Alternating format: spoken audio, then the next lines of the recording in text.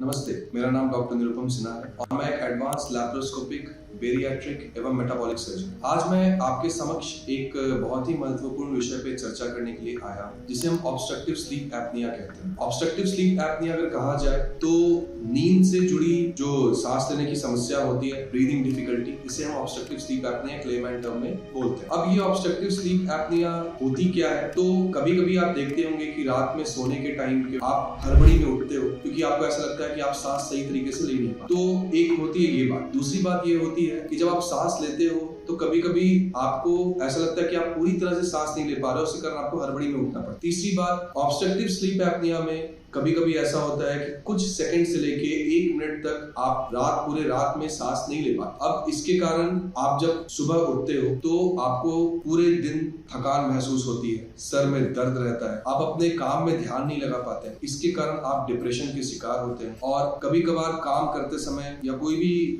Drive करते समय आपको उस तरह से नींद आती है जो कि डेंजरस होती है। ये स्लीप एपनिया जो होती है ये बेसिकली मोटापे रिलेटेड जो पेशेंट्स होते हैं उनमें ज्यादातर देखी जाती है, उम्र दराज पेशेंट में देखी जाती है, जिनको सीवियर डायबिटीज है या हाइपरटेंशन है उनमें देखी जाती है। अब ये स्लीप एपनिया जो हम बोलते हैं कि ओबेसिटी रिलेटेड होती है, इसे हम कैसे ठीक करते हैं? तो इसका एक ट्रीटमेंट है बेरियाट्रिक सर्जरी। बेरियाट्रिक सर्जरी में जब हम परफॉर्म करते हैं सर्जरी किसी पेशेंट्स में तो 15 दिन से 1 महीने में उनकी जो चेस्ट कंप्लायंस है वो बढ़ती है। यहाँ डबल चिन जिसको कहते हैं, जो गले का फैट होता है वो कम होता है, जिस कारण पेशेंट अच्छे से सांस ले सकता है और उसकी जो स्लीप एपनिया की तकलीफें हैं वो भी उसमें भी निजात मिल जाता है पेशेंट को। तो कहा जाए तो ये बेरियाट्रिक सर्जरी जो है वो काफी लाभप्रद है ये ऑब्स्ट्रक्टिव स्लीप एपनिया को रिजॉल्व करने। धन्यवाद।